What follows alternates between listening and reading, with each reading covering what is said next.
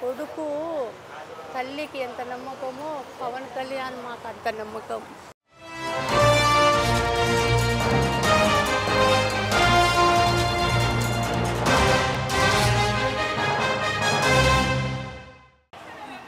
అమ్మగారు మీ పేరేంటమ్మా?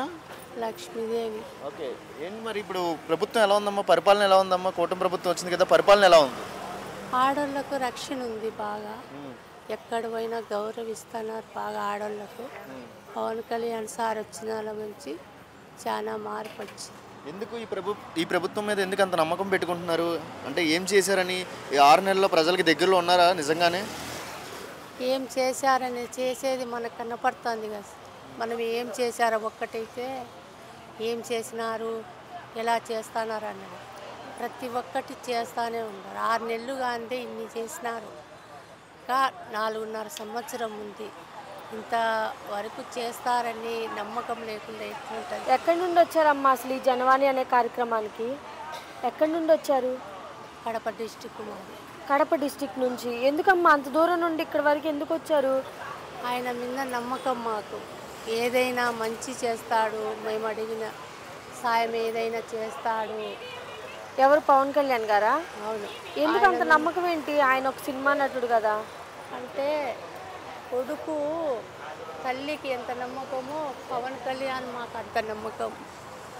ఎందుకు మరి? గతంలో చూసుకుంటే ఆయన ఒక సినిమా నటుడు, నమ్మొచ్చా లేదా అని అన్నారు కదా. ప్రతిదీ ఎవరు బ్రతుకు జీవనానికి ఎవరమైనా పని చేయాలి. చిన్నవాడు పెద్దవాడు అవుతాడు. సినిమాలు తీసాడు ఇంకొకటి అనేది కాదు. ఆయన ఇప్పుడు చేస్తానడా లేదు. ఆయన ఆ సమయంలో ఆ పని చేశాడు, ఈ సమయంలో ఈ పని చేస్తాడు. అలా అంటే ఎలా మేడం?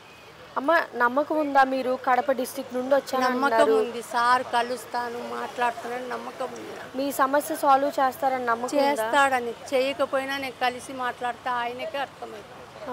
తెలుస్తున్నా ఉన్నాయి సమస్యలు చెప్పుకోవడానికి. ఆయనతో చెప్పుకోవాలని అంత దూరం నుంచి 4 రోజులు అయింది వచ్చి. 4 రోజులు అవుతుంది. తెలియక కనుక్కొని అట్లా ఇట్లంటే వేరే అన్న చెప్పాడు, పోలీస్ అన్న చెప్పాడు, ఆఫీస్ ఉంది అక్కడికి వెళ్ళండి.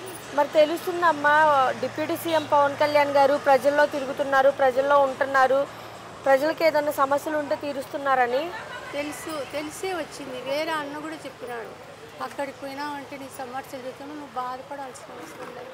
అంటే వేరే వాళ్ళు చెప్తే మీరు ఇక్కడ ఇంత దూరం వచ్చారు. వరకు ముందు చూస్తాం, సెల్లుల్లో టీవీలో చూస్తాం, కానీ ఏమో కదా ఎక్కడనో అది మనకు తెలియదు కదా అన్న. పలానా దగ్గర ఉండాలంటే ఇక్కడికి వచ్చాక కనుక్కుని ఎక్కడున్నారంటే ఆయన ఆఫీసు పలానా సార్ ఉంటుంది, పలానా నెంబర్ బస్సు ఎక్కువ అక్కడికి పోతారు.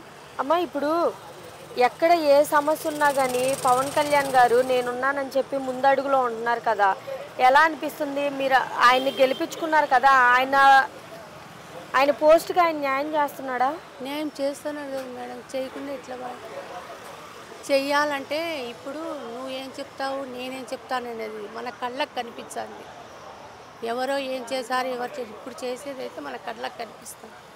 ఒక మాటలో ఏం చెప్తారు పవన్ కళ్యాణ్ గురించి?